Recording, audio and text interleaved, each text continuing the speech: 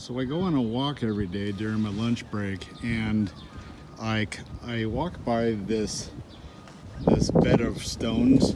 Sorry for the wind. And I see this stone right here every time, and I just think it looks really cool, and has these cool lines, cool patterns, and even when I walk by in the rain, it's even more brightly colored. And so I thought that I would make an exchange. So I brought my own rock from my house to put in its place. And there, can't even tell anything's missing. So I wanted to see if this stone, and I believe it's called Gneiss or Gneiss, however you pronounce it, I will take it home and cut into it and see if I'm able to make a sphere out of it. So wish me luck. All right, we got this piece of Gneiss at the cutting machine. I hope we have enough material for a sphere. It's gonna be cutting it close. When I collected, I didn't quite notice how much this indentation went. So we'll go and cut it, and I think there's enough material, but we will find out. All right, let's start cutting.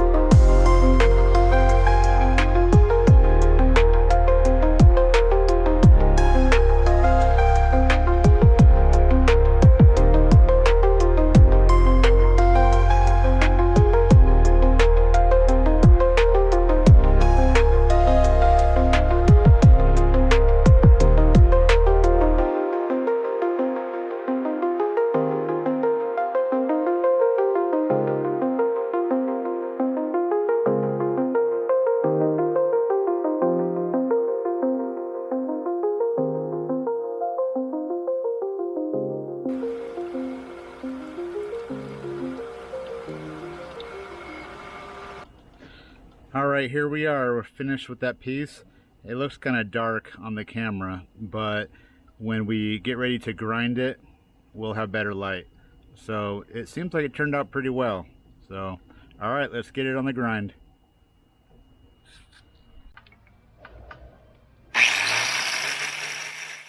So I've added an extra step to this process by putting a masonry disc on my angle grinder. And with this, it's my hope to round off these sharp edges of the stone before I go and put it in the sphere machine, so that it'll make everything faster and just less work on the machine. You also see that there is a lot of dust that comes off, and I assure you, I am wearing a respirator at this moment. I'm wearing a respirator, eye protection, ear protection, gloves. So I'm trying to be as safe as possible. So I was anticipating people making comments about that. So I'm just making it known right now that I am being as safe as I can. So after this step, I will put it on the sphere machine to grind.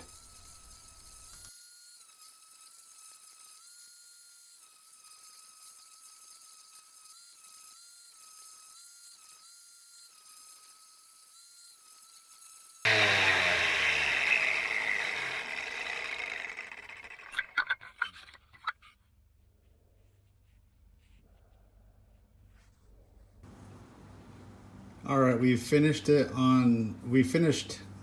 using the angle grinder to smooth out all the high spots and hopefully round out the majority of the low spots with this piece of Gneiss stone.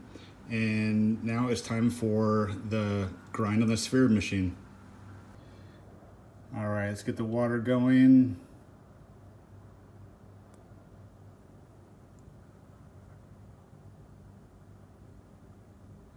Something like that.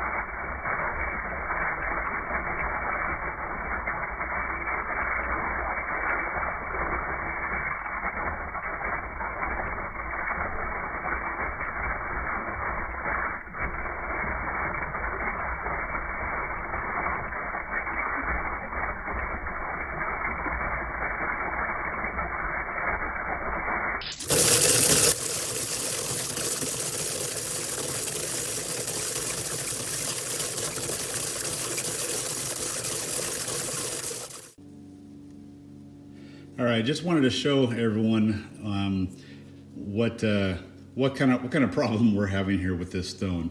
Now, when I cut this stone, it felt a lot like granite, and I felt like it would be a pretty fast grind to this sphere shape, and I got very far into it to where it is at this sphere shape, but for some reason this little bit of this little spot here still won't grind out. So I have had it in my machine for days, and I don't know why I can't grind the rest of this stone. It's behaving like something harder than quartz or even agate. And when I say I've been spending days on it, it's like a few hours here and there each day. But certainly it should have been done a long time ago. So here's the cup that I normally use, and these work great, but for some reason it is having a hard time with this stone. So the center of this stone feels like it's quite a bit different than the outside that I cut off to get ready for grinding. So because of this problem, I'm going to try these cups. These cups are more aggressive, but they're not really that great when I start out with a stone, because I think it's because they are made of metal. They're much more violent in the machine and tend to chip the stone a lot more. So I think it's because of the hardness, whereas these pads are a lot softer and a lot quieter when I use these pads on the machine. But since the stone is already in a sphere shape, I think these cups will work well, and that's my hope. So I'm going to switch out the cups for these more aggressive ones, and hopefully we can finish up this last bit of this grind. So, all right, wish me luck. All right, we got the stone in with the cups. So let's go ahead and get it started.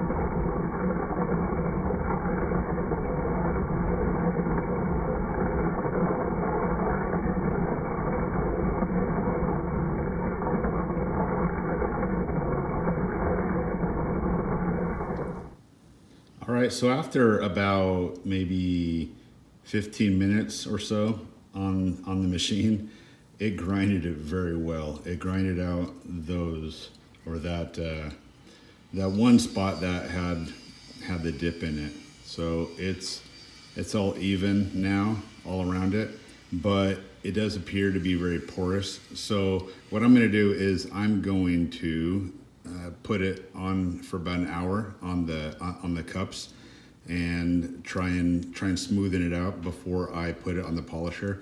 I think that'll help out with the polishing process to do this first. So I'm going to put it back on the grinding machine, but I will use the cups instead and hope to smooth this stone out.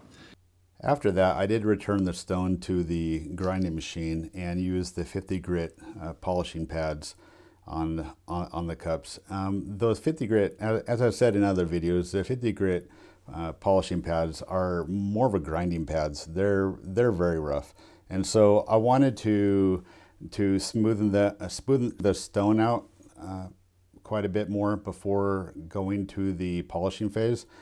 I just didn't feel like it was ready at this moment. But the problem was I didn't record that part of the process. So what you see here is me just skipping that process and just moving forward in the video to the polishing phase. Okay, there goes the first round of polish on 100 grit. Now we will go to 400.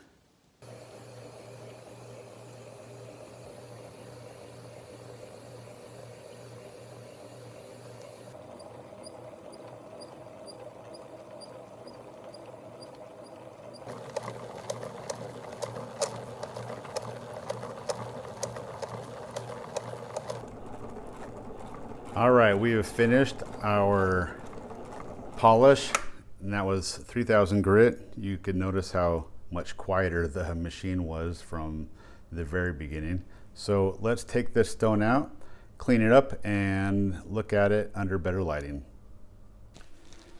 All right, we're finished. This stone looks very much like petrified wood. It looks like all these different grains that could be wood, but this stone is called Gneiss, and it starts with a G, which is very strange, but I didn't name it. So some of the really interesting features are not only the colors, which are very warm, which look like wood also, but I'm gonna try and zoom in as close as I can. This stone appears to be made up of lots of tiny crystals, and at a distance, when I move it away, it looks kind of clouded, but then when I bring it in close, you can see lots of little tiny white pieces that are in between the gaps of the crystals. It is a little bit porous, but when I first cut this stone, it cut very much like granite. It was softer, but as I got towards the center and tried to grind it, man, it was so hard. It was so difficult to grind, and I'm guessing it's because the outside of the original stone, when I found it, had just been very weathered and beaten over time, beaten with whatever elements it was in. But the center, it stayed very, very hard. So if I see more of the stone, I wouldn't mind making some more spheres of these in the future. They turned out very nice. I'll just have to be better prepared for when I do that. But otherwise, I really like this stone. It's a really nice part. It will be a nice part of my collection. I hope you guys enjoyed the video. And if you know someone who also would enjoy this video, go ahead and share it with them. Otherwise, thanks for watching, and we'll see you on the next video.